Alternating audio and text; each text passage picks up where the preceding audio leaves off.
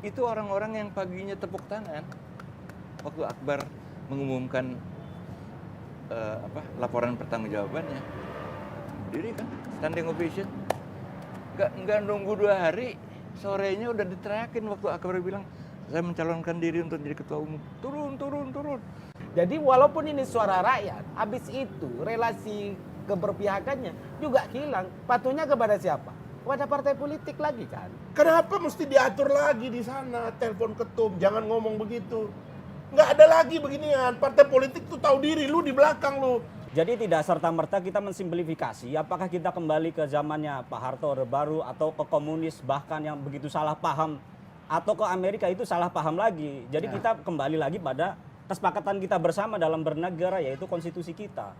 Apakah konstitusi kita memerintahkan kita untuk pemilu sistem terbuka? Sama sekali tidak ada hal tersebut di konstitusi.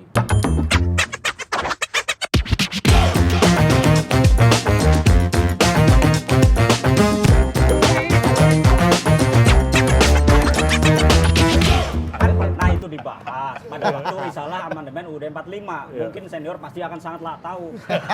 Kan udah dibahas apakah pada waktu pemilihan umum penyusunan bab 7B Undang-Undang Dasar 45 konstitusi kita pasal 22E ada pemilihan umum. Apakah pemilihan umum ini ada perseorangan seperti tahun zaman dulu pernah ada calon perseorangan untuk nasional. Dibahas lagi apakah ada dewan daerah, apakah perwakilan itu seperti apa. Udah dibahas semua, diambillah kesimpulan sehingga jadi amandemen. Ada pemilihan umum anggota DPR dan DPD. DPD lah yang sebagai usulan dari Pak Sarwono, perwakilan perseorangan mewakili daerah. Sebagaimana usulan dari Pak Fahri, usulan dari NTB, ada calon DPD, itulah yang mewakili bagian kalau kita tafsirkan secara lebih konkret. Jadi itu sudah mungkin terjadi distrik, sebenarnya sudah ya? terjadi. Tahun 55. Makanya dibedakan konstitusi kita sekarang di pasal 22E itu pemilihan DPR yang mewakili adalah partai politik, pemilihan DPD yang mewakili adalah perseorangan. Ini adalah perintah konstitusi. Ini yang kita uji. Kita bukan bicara maju atau mundur, kita mencoba untuk mengkoreksi kembali apakah pemikirannya Pak Fahri yang sudah dinikmati itu benar atau tidak, ideal atau tidak. Memang tidak akan ideal, tapi kita harus koreksi lagi. Karena apa? Dari 2009 sampai sekarang, anggota DPR ini menurun terus kualitasnya. Partisipasi publik dalam pemilu juga menurun. Kualitas partai, undang-undang partai nggak pernah berubah loh dari tahun 2008. Karena apa? Tidak ada yang mengurusi partai politik. Perwakilan anggota DPR itu mengurusi dirinya sendiri. Program-program dia itu pun bagian program personal sehingga tidak ada ideologi-ideologi partai sebagaimana perintah undang-undang dasar untuk menjalankan tugas dan fungsinya. Kalau dianggap tadi kata Bang Fahri ini justru jauh dari rakyat. Belum tentu rakyat kenal. Jadi Belum nggak- tentu mewakili rakyat. Yang agak kentara di pikirannya Sekarang Suryo rakyat itu, kenal, yang agak tapi kentara nggak di pikiran bekerja dia juga. itu, dia membayangkan itu partai politik itu harus jadi negara gitu. Dia manifest gitu. Ya mohon maaf ini. Hegelian. Ya ini Golkar masa lalu lah. Seperti yang disebut oleh Pak Sarwono itu. Tentara di situ yang ngejagain orang yang dekat dengan tentara atau sipil yang dekat dengan tentara. Awalnya adalah tentara. Sehingga itu dia betul-betul organisasi yang hebat gitu. Sehingga kemampuan dia menyerap rakyat itu juga rendah, lemah sekali begitu. Nah, itu adalah persepsi partai politik dalam tradisi otoriter. Partai komunis begitu. Gitu, kelakuannya partai komunis begitu. Nah, dalam negara demokrasi, Anda lihat itu negara, jangan malu kita sama Malaysia itu. Orang bikin partai gampang betul itu. Begitu dia dapat konstituensi, dia terpilih, dia jadi partai politik. Anda lihat itu Prancis itu Macron itu dari nggak ada En Marche ketemu jadi partai pemenang. Turki juga begitu, ya kan waktu lahirnya AKP. Di Amerika Serikat itu demokrasi yang paling kuat, yang namanya Partai Republik sama Partai Demokrat itu dapur di belakang layar. Kelihatan itu mentereng orang-orang hebatnya itu, dapurnya nggak nampak. Anda nggak usah kasih lihat dapurnya, yang Anda hasilkan itu adalah orang jago, yang pinter, yang hebat, yang berpikir, yang punya visi kenegaraan, yang dia hadir di depan publik. Struktur jangan di belakang. Kalau chef itu selalu berada di depan, nanti masakanmu basi. Rusak masakanmu. Chef itu disiplinnya di dapur. Partai politik itu chef. Mentalitas sekarang ini, partai politik itu ingin jadikan partainya seperti PT. Pingin ngumpulkan uang dari partai politik. Pingin mobil gagah dari partai politik. Pingin gaya hidup hebat dari partai politik. Salah. Anda jangan di sini kalau mau jadi gagah-gagah kayak begitu. Kemewahan kita sebagai partai politik adalah kalau pikiran kita dipakai di ruang publik. Itu saja sebenarnya. Nah, mentalitas ini yang keliru menurut saya. Anda menganggap organisasi partai politik dalam demokrasi harus kayak begitu. Enggak. Partai politik dalam demokrasi itu event organizer dia. Dia di belakang. Nah, yang bertarung di depan inilah orang-orang. Saya memang di depan itu Pak Sarwono ya. Penyederhanaan partai itu begini nanti munculnya. Debat-debatnya muncul. Kalau di Orde Baru itu dulu kan ada seminar Angkatan Darat. Ada riset juga dari orang seperti Clifford Geertz itu yang melukiskan kelompok sosial dalam negara. Lahirlah Partai Santri, P3 ini kan. Lahirlah Partai Priai yaitu Golkar, lahirlah Partai Abangan yaitu PDI, ya kan? Jadi dipaksa, ya kan, setelah jadi kemudian disederhanakan jadi 3. 1 gambar Ka'bah, 1 gambar banteng, 1 gambar pohon beringin. Kan kira-kira gitu. Nah, kalau kita ini mau ke depan, memang kalau saya malah menyederhanakan lebih jauh lagi Pak Sarwono. Saya lihat bangsa kita itu cuma 2, kelompok konservatif sama kelompok liberal, ya kan? Atau sekuler begitu. Biarkan aja itu yang muncul nanti berdebat ide-idenya. Lama-lama partai itu akan menciut dia menjadi 2. Gitu loh. Sehingga kalau kita membayangkan bahwa nanti partai akan disederhanakan, kita bisa meregister rakyat kita, kartu anggotanya makin bagus. Sekarang kan keanggotaan gak diatur. Suka-suka orang. Nambang kartu anggota. Anda tahu gak bagaimana partai-partai ini lolos? Ada sebagiannya yang alhamdulillah juga oleh KPU dihadang. Ngambil data bank dimasukkan ke dalam database partai politik. Waktu diverifikasi orang ini nggak tahu bahwa dia itu kadernya. Ternyata kartu KTP-nya dipakai, diambil dari koperasi, diambil dari bank. Bang Masinton aja terdaftar di partai lain KTP. Nah, kayak gini-gini itu yang mesti kita perbaiki, bukan sistemnya kemudian partai pengen nongol di depan, pengen jadi partai komunis. Ketua umum dan sekjen gak diganti-ganti, lama-lama dikuasai keluarga, lama-lama dikuasai orang kaya, lama-lama dikuasai pengusaha. Sakit kalau kayak begitu. Tak akan ada pertukaran ide. Sementara partai politik adalah dapur pengetahuan. Dipimpin oleh kaum intelektual. Yang di depan, yang di frontliner siapa? Orang-orangnya, Orang-orangnya yang komen dengan nilai ini. Yang udah terkurasi di dapur ini. Masalahnya restoran-restoran terkenal sekarang open kitchen Bang. Kitchennya di depan. Fine dining. Iya, open kitchen. Berarti Cananto. kalau tertutup, maksudnya evaluasi bahwa GR itu saya kira bentuk bagian dari upaya kita untuk menyelesaikan masalah-masalah yang kita hadapi. Kan harus kita tahu bahwa masalah kita yang kita hadapi saat ini bahwa kanibalisme itu ada problemnya kan. Itu kan harus diatur dulu. Persoalannya kalau di Muhammadiyah itu apakah mau tertutup atau tertutup terbatas itu kan diserahkan kepada pemangku kebijakan bahwa tapi ya sekarang ini kacau sekarang harus lah ada pokoknya. evaluasi kan begitu dorongannya. Sekarang apakah yang harus ditetapkan tertutup itu bagian yang seharusnya menjadi evaluasi. Ada proses pemilu demokrasi yang bikin masyarakat yang saling sikut-sikutan, bahkan hanya orang-orang yang hanya menampilkan sesuatu yang tidak punya gagasan. Mana perdebatan yang paling memungkinkan? Kan nggak ada kan, makanya perlu diminimalisir konteksnya. Jadi debatnya atas diseleksi nama dari partai semua awal gitu Bang ya? Maksudnya diseleksi dari awal, bukan langsung oke, bahwa sekarang kekuasaan di partai, tapi partai tidak pernah mengodok ini yang terbaik atau apa, diserahkanlah kepada masyarakat. Kita Kan ke gitu Pak Sarwono, kira-kira. Cak. Ini ada cerita menarik bahwa Golkar itu ternyata baru cetak KTA itu pas Pak Sarwono jadi sekjen kan. Udah 2 kali pemilu nggak ada KTA. Nah, itu Pak cerita dulu Pak. Jadi gini, pada awalnya ya Golkar kan dari Sekbal Golkar, kemudian diambil alih militer. Ya. Nah dari situ kemudian timbul gagasan yang diundangkan ya, bahwa keanggotaan dalam kekuatan sosial politik itu harus sukarela, harus aktif dan individual. Itu yang menjadi dasar diterbitkannya kartu anggota. Ya. Karena ada dasar hukumnya begitu. Tadinya enggak. Ya. Sekber Golkar itu adalah kumpulan ya dari organisasi sosial kemasyarakatan yang tadinya ratusan dikonsolidasi menjadi 7 yang namanya Kino. Nah, jadi waktu pemilu 78 itu masih berbasis Kino. Ya. Tapi setelah itu keanggotaannya menjadi individual, sukarela, perorangan.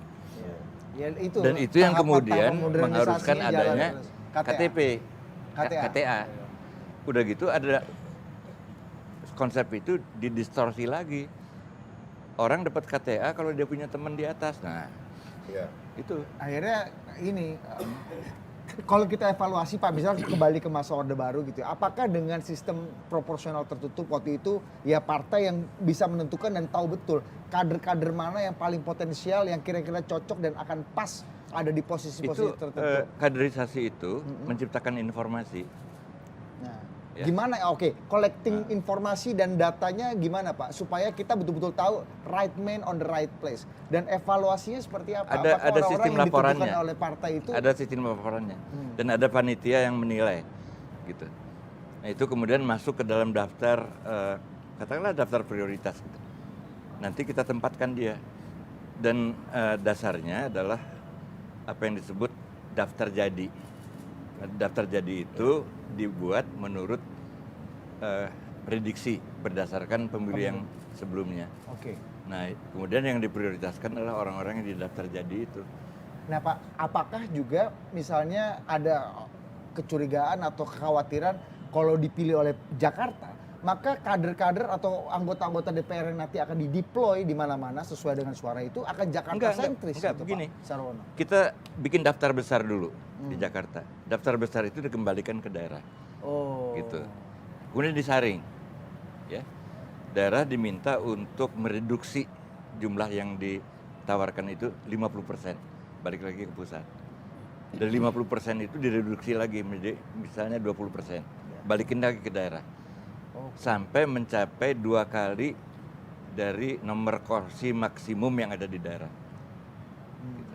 Nah setelah tercapai angka 2 kali daftar maksimum itu dipilih lagi siapa yang diperkirakan akan jadi Ya.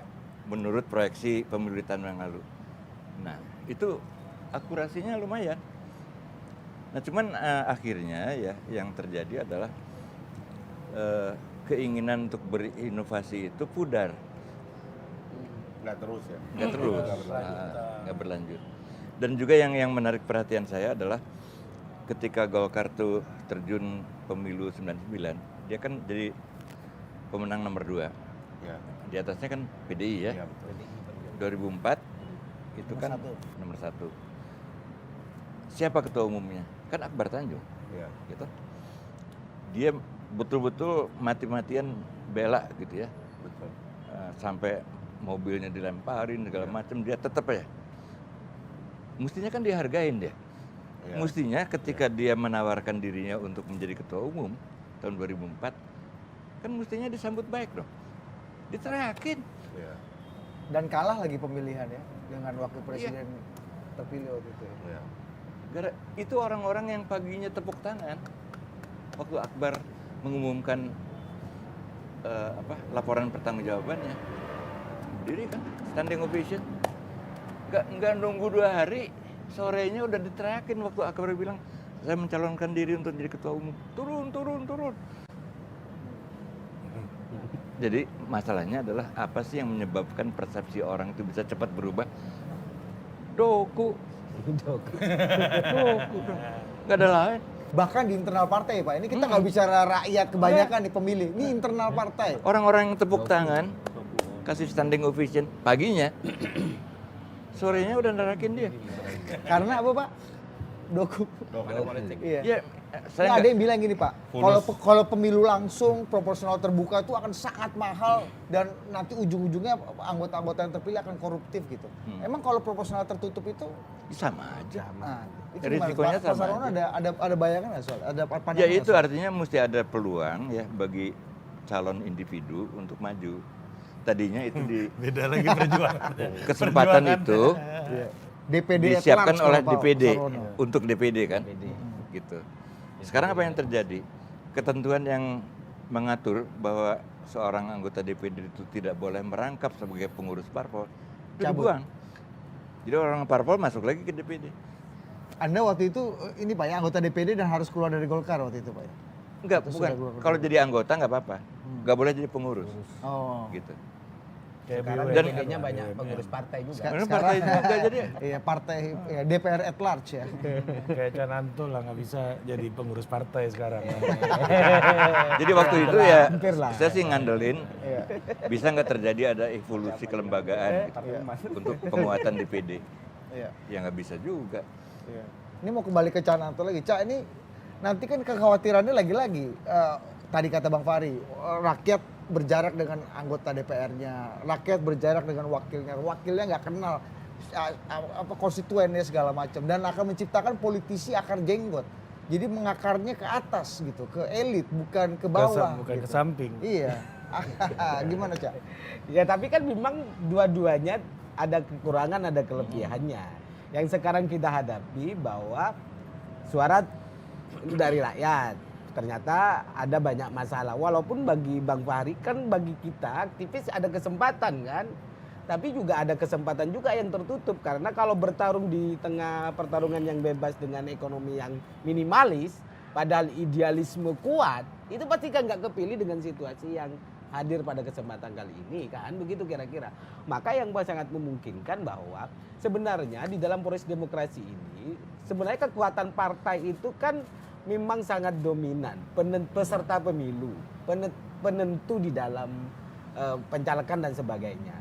Ada banyak yang hilang di dalam konsepsi antara relasi suara rakyat dan suara partai itu nggak nyambung. Hanya ada di momentum hari H aja. Oh. Itu problemnya. Kita hanya misalnya partai politik sekarang hanya menyediakan menu, habis itu dipilih, habis itu yang milih itu.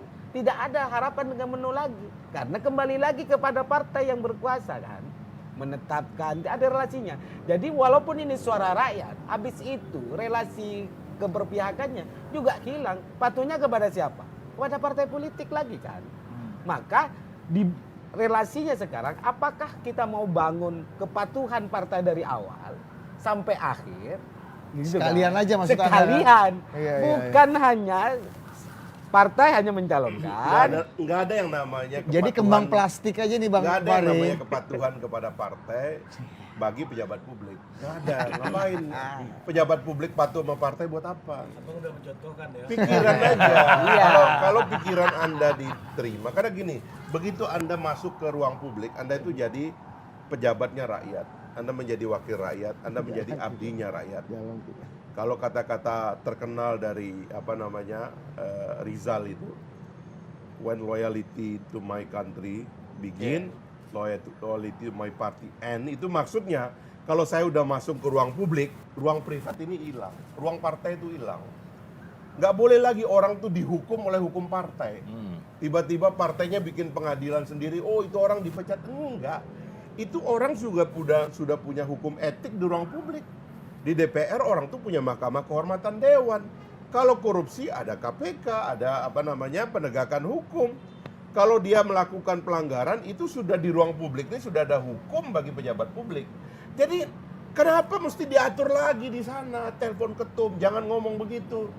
Nggak ada lagi beginian. Partai politik tuh tahu diri, lu di belakang lu. Kalau udah nyalonin orang, udah dua masuk ke ruang publik, itu orang milik publik. Kenapa diatur? Itu demokrasi. Nah, berbeda dengan sistem komunis. Sistem komunis itu ketua DPD-nya jadi camat, ya kan? Ketua DPD-nya, DPD-2-nya jadi bupati, ketua provinsinya itu menjadi gubernur. Sekjen partainya itu menjadi presiden. Itu komunis. Struktur partai dan struktur negara sama. Kita nggak boleh begitu. Ini udah jauh kita berpikir, jangan ke belakang lagi. Ruang saya publik ingin ini menambah diatur oleh pejabat. Pejabat publik sumpahnya kepada rakyat. Digaji pakai uang rakyat. Ngapain partai ikut-ikut? Begitu cara berpikir negara demokrasi modern. Tapi kalau kata Cak Nanto, ini kan kembang plastik aja proporsional terbukanya. Pada saat pemilu dekat dengan rakyat, habis itu kembali lagi. Oh ke nggak partai berani, hilang. nggak Itu berani. kata Cak Nanto. Kalau dia nggak dekat sama rakyat, berikutnya dipecat. Bahkan saya ada baca undang-undang MD3 yang sekarang. Saya mencantumkan pasal bahwa konstituen boleh melakukan gugatan ke Mahkamah Kehormatan Dewan kalau si anggota dewan yang bersangkutan di wilayah dan pengawasan konstituensinya dia melakukan pelanggar yang menurut konstituennya mereka dirasakan tidak layak lagi untuk menjadi anggota dewan, boleh diajukan ke Mahkamah Kehormatan Dewan. Jadi Nggak boleh pengawasan ini dikasih lagi ke partai politik, tanda tangan ketum lagi, tanda tangan sekjen lagi, bayar lagi kita. Nggak boleh begitu. Nah ini gua mau ke Cak Nanto dulu. Iya, nih. iya. Ini ada yang menarik. Ini lawyernya belum Ya, ditanya. ini abis ini menambahkan kita lagi. lawyer. Ini semakin nih bang, semakin bang. Habisin dulu. Ini ada menarik nih. 11-12 rupanya. Ini pikiran gue dari awal tadi nih. Ini soal agak psikoanalisis pertanyaan gue. Masalah pola asuh nih. Nah, Prof Mukti ini kan dulu ngomong sekali pernah gempar tuh soal tanah-tanah itu, Bang, di depan Presiden Jokowi bilang ini tanah banyak dikuasai apa segala ketimpangan dan lain-lain. Memang heboh langsung jadi pembicaraan di mana-mana. Nah, kalau kali ini nih apa asbabunnya gitu ya, konteksnya di Muhammadiyah, di internal Muhammadiyah, apa iya di internal Muhammadiyah hari ini tuh merasa kerugian yang sangat besar dengan sistem proporsional terbuka ini sebagai konstituensi ini. dan momentumnya Iya. kenapa agak mirip dengan Enggak, pengajuan kalau itu sudah gugatan lama, kalau di Muhammadiyah sudah lama kajiannya dari Tanwir berapa terus Muktamar itu sudah dikaji karena kita melihat kan tidak hanya proses apa yang dikatakan Bang Fahri itu ya, proses strukturalnya, tapi efek budayanya, efek kemasyarakatannya yang harus kita kawal Dengan sebagai di warga ormas. Muhammadiyah sendiri, Cak, gimana? Hah? Iya, makanya kami melihat bahwa sekarang kalau desakannya di komunitas-komunitas masyarakat yang kami hadapi, ini kan komunitas yang menganggap bahwa oh ternyata memang hanya kanibal betul ya. Kita tidak pernah memilih diberikan sogokan loh proses permainan begini dengan gagasan-gagasan yang sangat luar biasa. Mungkin hal lain dengan Bang Fahri misalnya, yang lain apakah sama dengan cara berpikirnya dengan Pak Fahri gitu. Sekualitas dengan Pak Fahri kan enggak juga. Harus dipaksa, Mas. Nah, masalahnya dipaksanya kan enggak juga. Kalau misalnya enggak kuat dalam konteks ini, Mas. Tidak semua orang yang kepilih Ya itu kalau kan orang bodoh jangan masuk ke politik dong. Kan begitu nanti efeknya. Ini kan yang masuk politik orangnya yang punya uang. Nah, itulah problemnya. Makanya kan sekarang pemilihan paksa radikal, kontestasinya gitu loh, kontestasi liberal. ide supaya yang punya uang tapi bodoh nggak usah masuk.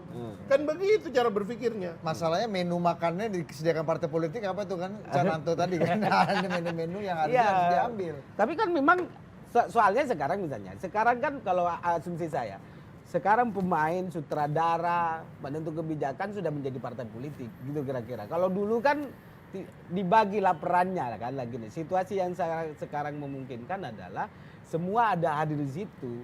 Sutradara, Ya nggak apa-apa, di bagus. situ kira-kira begitu. Itu pun kalau bagus dalam konteks itu nggak ada masalah. Tapi kalau anaknya dan sebagainya sebagai pemain sutradara itu kan problem karena tidak sama dengan gagasan-gagasan besarnya.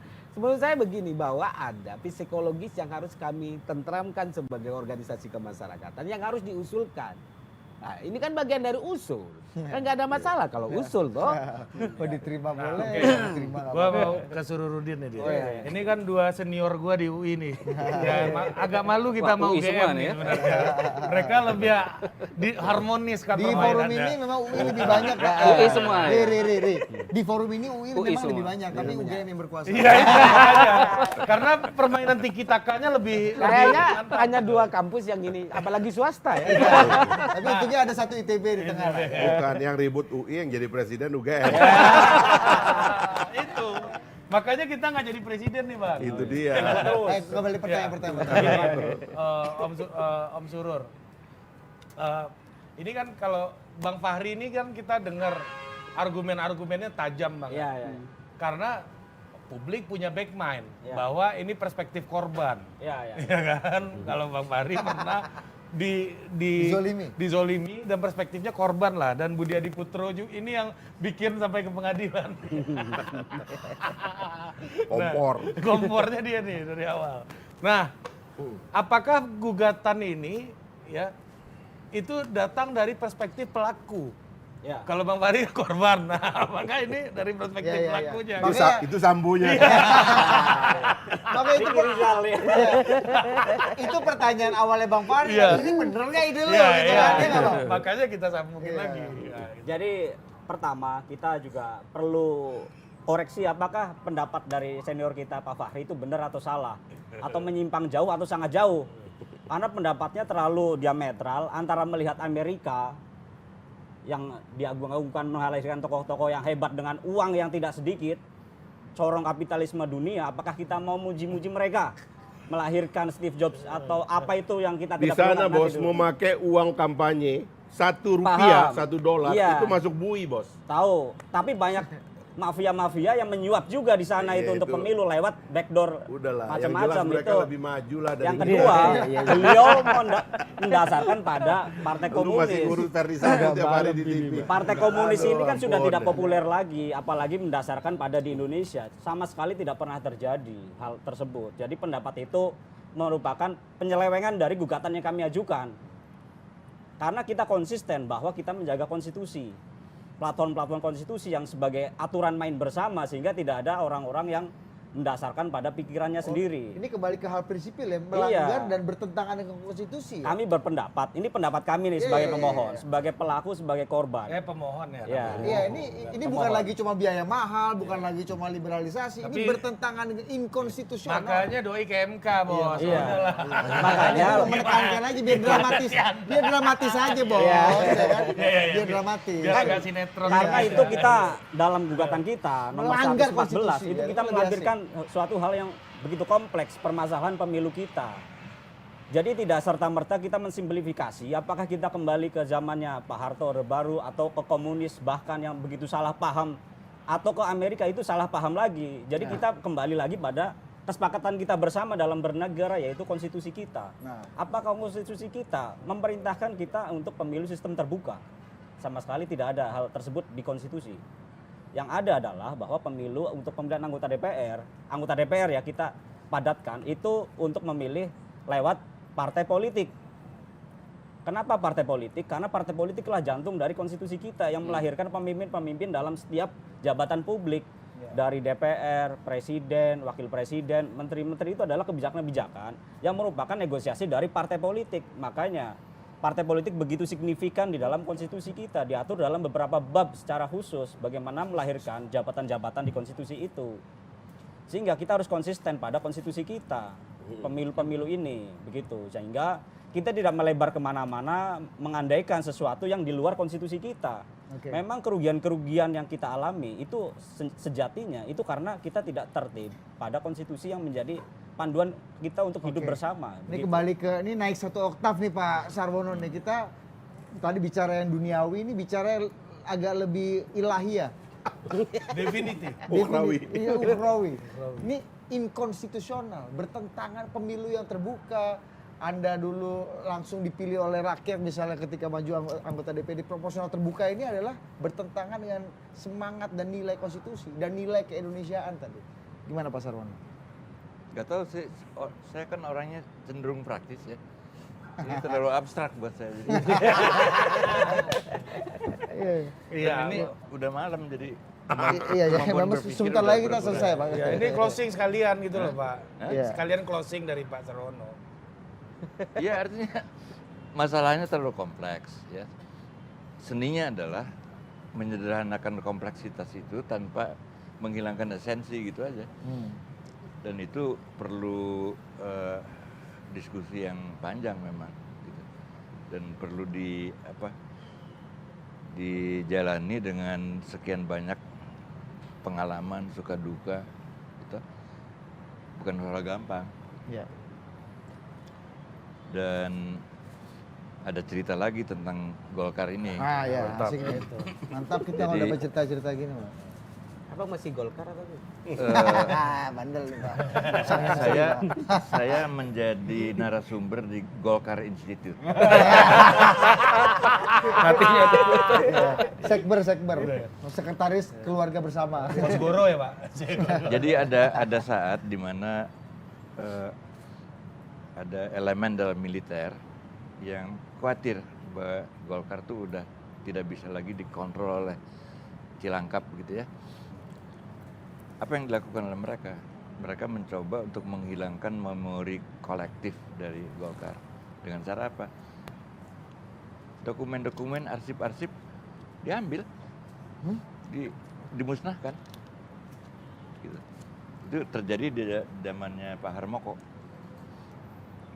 Gitu. Jadi sekhawatirnya itu mereka tuh tentang.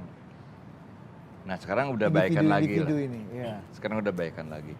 Pak, tapi secara prinsipil apa sih kekuatan dan kelemahan ketika partai betul-betul mengontrol siapa yang akan masuk, deploymentnya akan ditaruh di mana, siapa cocok untuk di posisi apa, terutama di parlemen dalam kaitannya dengan Nah saya kira topik kita ini. ukurannya adalah keberhasilan dalam memperjuangkan kebijakan-kebijakan publik ya.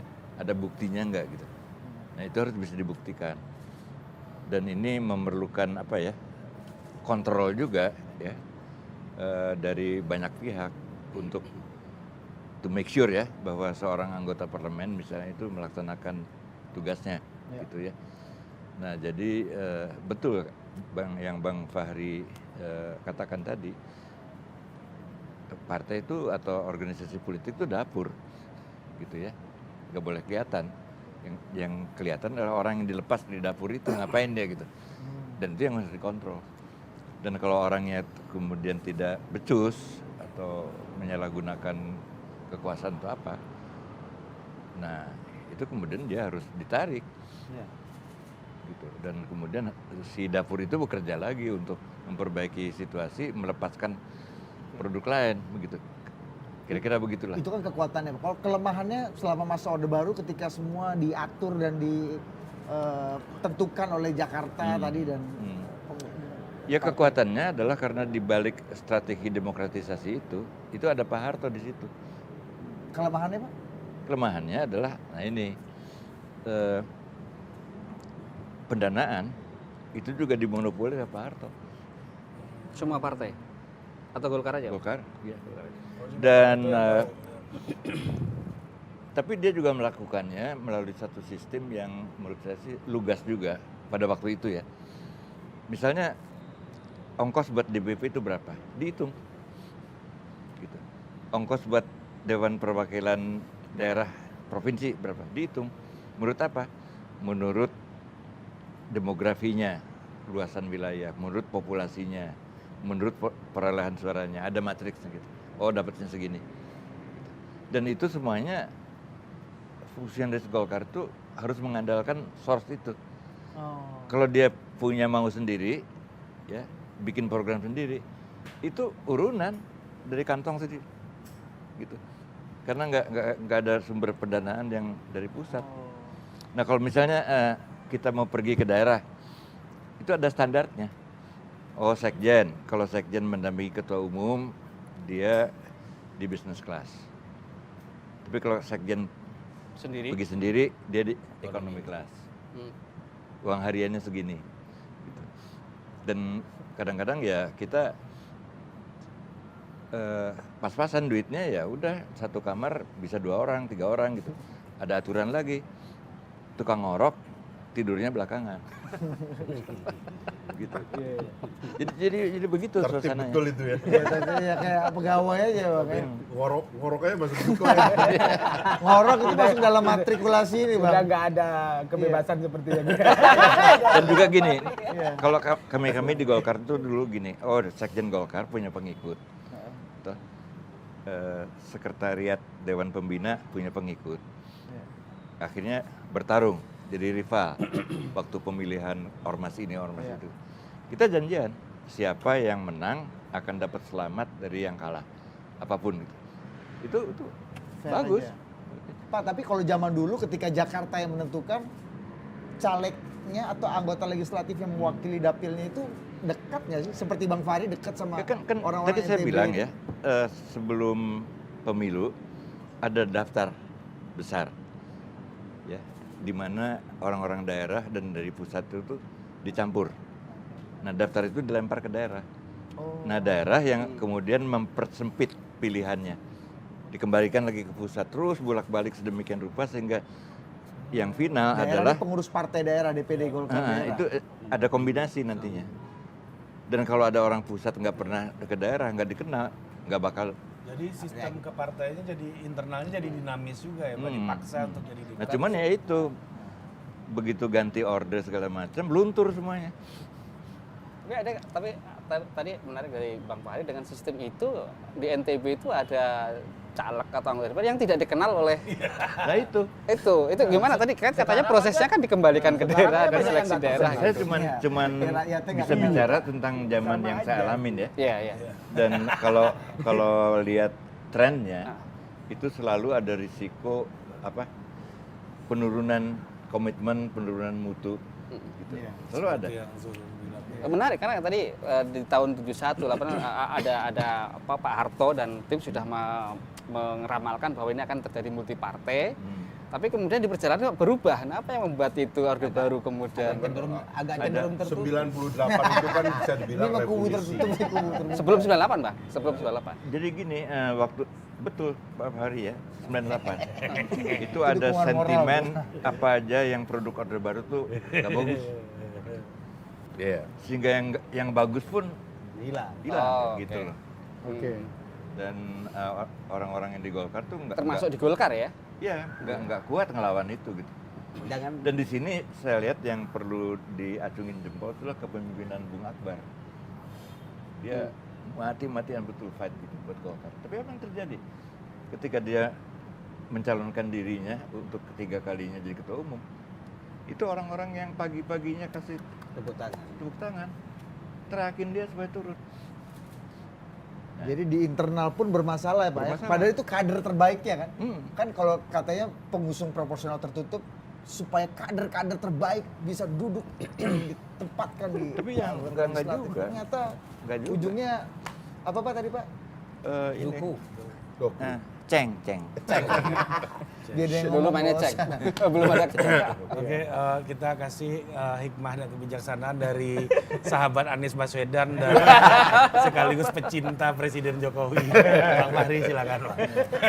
orang yang katanya langka kalau kata Cananto anggota DPR. Saya kira begini ya, progresi kita dalam bernegara ini nggak bisa lagi kita tarik mundur, ya. Nggak ada jalan mundur lagi kita ini menuju ke depan. No way back ya. Tadi evaluasi dari Pak Sarwono itu kan bagaimana sebuah sistem mencoba mengkonsolidasi dirinya, tapi di tengah jalan itu diterpedo oleh revolusi sosial kan, bisa dibilang demikian gitu. Sama juga yang dihadapi oleh Xi Jinping sekarang ini, ya kan? Dia mengekstensi kekuasaannya periode ketiga, itu dia sanggup nggak? Karena infiltran yang mau mengganggu kekuasaan absolut Partai Komunis kan juga sedang bekerja di sana. Ibu kota Cina soalnya. Nah itu dia kan, artinya kalau Partai Komunis sekarang itu menginspirasi banyak negara, termasuk saya khawatir sebagian dari kawan-kawan kita di Indonesia ini terpengaruh juga dengan sistem komunis. Nah, tapi kalau nanti dia kena torpedo, Iya. konsolidasinya gagal, itu berantakan gitu. Seperti yang terjadi dengan Uni Soviet dan sebagainya. Nah, jadi saya kira kita ini udah jalan ke depan dan sistem kita ini menjadi kuat. Kenapa dia sistem kita ini menjadi kuat? Karena kita ini sudah berjalan dengan kebebasan. Jiwa dari sistem ini adalah kebebasan. Nggak mungkin lagi kebebasan orang itu dirampas dan ditarik, dibelenggu oleh struktur dan sebagainya, udah nggak bisa. Yang tadi diceritakan Pak Sarwono itu, kelemahannya Golkar itu karena tidak mengasumsikan apa yang dikatakan oleh Pak Harto multipartai itu artinya akan banyak kebebasan. Dan kebebasan ini akan merampas struktur yang sudah baku di dalam, yang sekarang ini menjadi hilang begitu. Nah, sekarang kalau menurut saya, kalau kita memperbaiki keadaan itu kan selalu 3 tahap. Konstitusi belum ada waktu kita amandemen. Saya dulu pernah nawarkan amandemen kelima, ya kan, supaya kita memperbaiki sistem ini dari atas. DPD misalnya tadi yang diprotes. DPD itu kan kewenangannya nggak ada, tapi dipilih dan privilege-nya sama dengan anggota dewan, ya kan? Harusnya itu diperkuat. Menurut saya dia harus menjadi second chamber, dia harus jadi second kamar kedua untuk mengecek. Bikameralismenya dibikin lebih sempurna. Itu satu. Nah yang kedua undang-undang. Saya kira saya agak takut nih yang dengan Sururni dan kawan-kawan ini udah ada main mata dengan kelompok yang khawatir saya itu akan memudah Mahkamah konstitusi mengambil keputusan mengembalikan ke sistem tertutup. Anda khawatir nih? Itu yang saya agak khawatir. Anda ini. khawatir barang ini serius Sebab jadi yang nih? saya cium dari Surur tadi ini bukan argumen intelektual, tapi argumen kekuasaan. seperti ada yang sudah ngatur di sana gitu loh. Perspektif Tenang aja. pelaku ya. Dia bilang di sana, tenang aja, kamu maju aja kamu. Nanti kamu hadir aja di MK, pokoknya hasilnya akan mantap lah nanti. Ya kan, kita atur barang ini. Itu yang saya agak takut gitu loh. Sementara kita mesti menyiapkan pemilu yang harus menghadirkan seseorang ya baik di legislatif maupun eksekutif yang akan melanjutkan reform kita ini, memperbaiki demokrasi kita dan menutup lubang-lubang yang ada. Seseorang yang harusnya diajak berdebat dari sekarang sehingga dia bisa menggambarkan ke depan publik lubang-lubang apa yang ada dan apa yang harus kita tutupi. Inilah harapan kita. Jangan kembali ke belakang, kita harus menuju ke depan sekarang ini.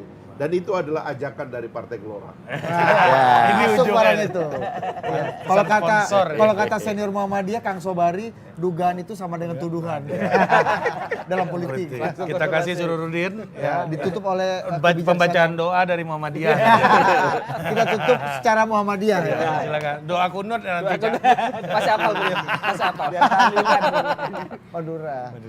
Ya, itu adalah beberapa hal yang tadi saya sampaikan. Jawab dulu waktu dengan dia iya. dong. Tadi. Pada intinya ini ketidakpahaman dari mungkin perbedaan paham atau perbedaan tafsir atau kepentingan juga dari Partai Gelora dengan partai-partai yang lain atau ketidakoptimisan dari Partai Gelora dalam menguatkan sistem kepartaian internalnya sendiri. Oh, mantap. Itu yang saya khawatir. Partai politik yang saya dukung harusnya memperkuat dirinya, bukan memperkuat individu-individu yang bergerak secara individualis yang akhirnya melemahkan partai politik itu sendiri. Partai politik yang seharusnya solid, mendidik masyarakat dengan ideologis, program-program visi misi, bukan menjual poster-poster di tengah jalan. Sehingga itu menyesatkan kita sebagai pemohon para pemilih. Para pemilih ini ingin program apa sih dari partai, dari kader-kader partai ini, dari orang-orang yang mau kita pilih, bolehlah. Makanan ini yang ditawarkan nggak ada yang bisa buat jadi gizi kita. Nggak membuat kita badan sehat, justru menggerogoti kesehatan kita. Itulah yang bahayanya kita sebagai pemohon. Sehingga kita melihat secara esensi beberapa hal tersebut itu bertentangan dengan konstitusi kita. Oke. Kita harusnya bergerak maju, saya sangat setuju. Tapi maju kemana? Bukan maju hal-hal yang sudah kita pegang di belakang, kita seolah-olah itu benar selamanya. Selama 20 tahun ini jangan dianggap itu kesempurnaan dari sistem politik kita. Kita harus wacanakan ulang, kita harus koreksi ulang. Makanya ada konstitusi kita, oke lah kita mohon ke Mahkamah Konstitusi. Apakah selama ini kita menghasilkan pemilu, menghasilkan para pemimpin di DPR seperti Kanda Fahri Hamzah yang mulia ini bisa bekerja buat masyarakat. Jangan sampai dari 600 orang yang bisa bekerja cuma Pak Fahri Hamzah aja. Ini kan masalah juga dengan sistem pemilihan. Oh, jadi dia agak langka nih ya. Ya. Contoh langka aja. Boleh lah kita bisa katakan bisa bekerja. Ya, dipuji dulu Tapi kan langka. yang lain harus dikoreksi. Ya kan? Kita tutup sampai- dengan doa.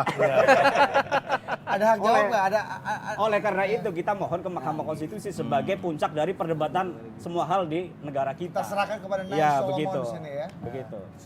Saya sih ingin berusaha gimana caranya menjadi pihak terintervensi supaya saya juga bisa berdebat di Mahkamah Konstitusi. Itu lebih bagus. Untuk mengingatkan gitu. Mudah-mudahan Anda ngundang saya gitu loh. Itu harus Bisa daftar, Bang. mengajukan kan? Bisa Daftar. mengajukan, Pak. Daftar langsung di MK. Bisa Saya mengajukan coba kan? lah nanti. Daftar di MK. Sebab saya takut juga gini kalau kita kembali ke belakang meskipun saya pimpinan partai politik. Iya. Saya bisa mendapatkan privilege dari jabatan saya yang kemudian secara tertutup saya bisa menentukan nasib orang gitu loh. Kalau Pak Sarwono tadi cerita screening itu kan sudah ada binnya, sudah ada bakinnya, sudah ada baisnya segala macam dulu kan. Sehingga memang rakyat tuh nggak bisa naik. Berat di zaman Golkar itu udahlah kita tahulah rakyat biasa kayak kita itu apa nasib saya orang Sumbawa ini. Jadi petani bong, anak saya 10-20 kali di kampung itu karena nggak bisa melakukan mobilitas sosial. Setelah ada kebebasan, masa saya orang kampung nggak bisa berkuasa? Udah ada bendungan Karena sekarang di iya. hutan. Sudah ucapin terima kasih. Iya kan. Orang kayak Pak Jokowi itu kalau dalam sistem tertutup, Itu berkah dari dalam komunitas sistem ini. tertutup Jokowi nggak bakalan jadi siapa-siapa. Jokowi yang membangun bendungan Hati-hati di- Anda Surur berhadapan dengan Jokowi. Kan partainya Bupati, mendukung. wali kota masih persorangan. Jadi nggak ada masalah. Bukan DPR. Kita cuma DPR. Setiap orang bisa menjadi pemimpin lewat menjadi Nah wali kata kota. ente harus ada partainya, berarti perseorangan pun ada lawan dong berarti. Enggak, kita dukung lah kalau bupati presiden. Ini kalau Presiden MK kan dengar milih dibatal orang. langsung nih. Kita cuma DPR kan, DPR kita nggak tahu kerjanya Ayo, apa ayo, itu. ayo. Kita Kita tutup tutup secara dengan doa. Cak, bahagia. Ya, Cak, ya. doa dulu, Cak. Doa. Sebagai doa kita terutama untuk Soal kunut atau soal tahlilan? soal ketahanan pangan kan. Masih hafal, Cak? Sang Hyang Sri taruh iklan sini lah. Biar mantap kan. Ya Bahwa kan? kita tidak Ya, nanti mengimpor kita bibit. perintahkan Iya juga kan? lah. Bibit kita bibit terbaik. Kita dukung swasembada. kan? Ya, kita Yang kayaknya penting. berkelanjutan. Silakan, silakan. Silakan. Jadi kalau saya sih kami melihat bahwa memang perlu banyak tambal sulam yang harus diperbaiki di dalam proses demokrasi kita. Jadi apakah tertutup akan diusung atau ditetapkan, apakah yang terbaik kan kita sudah pernah melakukan itu. Apakah terbuka memberikan kesempatan juga jalan terbaik di prosesnya. Di segi kebebasan iya, tapi prosesnya juga menjadi problem. Maka seharusnya memang harus ada banyak kajian, perubahan undang-undang pemilu itu tidak hanya tentang kepentingan partai, tapi juga kepentingan budaya yang selama ini terjadi untuk dilakukan antisipasinya. Nah, selama ini perubahan-perubahan undang-undang itu hanya kepentingan-kepentingan partai aja, misalnya soal terbuka, apa tertutup. Tapi pernah berpikir nggak bagaimana undang-undang agak diperkuat, penugasan, bagaimana pengetatan tentang dana kampanye, diskualifikasi dan sebagainya. Walaupun sudah ada, tapi pada kenyataannya itu hanya menjadi satu catatan saja. Dan itu menjadi bahaya di dalam membangun budaya kecerdasan yang diharapkan Bang Fahri. Dia cerdas, tapi dia tidak jadi, tidak ada gunanya. Begitu Bang Fahri. Makanya kita harus mendorong ini. Makanya kita harus bahwa evaluasi kepartaian iya harus kita bangun. Apa yang harus kurang? Jadi menurut kami memang karena budaya yang selama ini kami sangat khawatir bahwa kita hanya untuk dibeli, habis itu tidak memiliki ruang yang sangat banyak, dan ini menjadi satu proses demokrasi yang hanya menindakbobokkan, hanya menjadi demokrasi betul, hanya pesta, bukan kesempatan untuk bercita-cita sebagai anak bangsa membangun bangsa. Mantap. Yang tadi doa penutupnya abstrak apa konkret tuh Pak? Konkret Sarono? itu. Karena pengen Tapi satu yang ini ya, tadi semangatnya baik dari Oh, iya, iya. Mas Sururi maupun Bang Fahri, semangat dari Jangan baik semua Pak Yai. Enggak. Ini adalah pengingat bagi kita. Untung ini ditayangkan di Adu Perspektif yang trafficnya terus naik terus kan. Ya. Jadi Dan semangatnya 35.000 adalah- netizen Nah, sama sama kita. Semangatnya itu kita perlu perbaikan sistem. Sistem terbuka maupun tertutup itu ada ada kelemahan, ada kekurangannya. Yang perlu dilakukan adalah sekarang perbaikan sistem itu. Yang dari dulu zaman Bang Fahri masih di DPR itu digaungkan terus, tapi sampai sekarang belum ada. Nanti kita kalau nanti semoga Bang Fahri di DPR itu minta tolong itu disuarakan lagi perbaikan sistem itu. Semoga kan tadi doa, namanya juga doa ya. Mas Arun. Oke. Tapi intinya ini sebagai pengingat dari Pak Surya, sebagai pengingat bahwa sistem pemilu kita ada kekurangan, itu kita perbaiki. Ini mewakili pendapat mewakili. Ini editorial kita adalah harapan dari masyarakat bahwa mewakili NU atau mewakili di NU atau P3 dapil mana nih Mas? Oke. Oke, terima kasih Mas Kiai Erwindar, terima kasih biar- Pak Sarwono, Cananto, Mas Biar Surudin, kayak Bang Fahri. talk show pada umumnya kita akan Mati tutup. ini lampu. yang ini sama Emang udah waktunya ya Pak Iya. Ida mengusir Emang kita nggak ada ya. umumnya nih? Kita tutup dengan penciptaan quotes. budaya. Kebenaran orang yang kalah cuma akan jadi kebohongan. Kata? Kebohongan orang yang menang akan jadi kebenaran. Jumaidi. Guru BUMK gua dulu. Sampai Sampai jumpa jumpa. lah.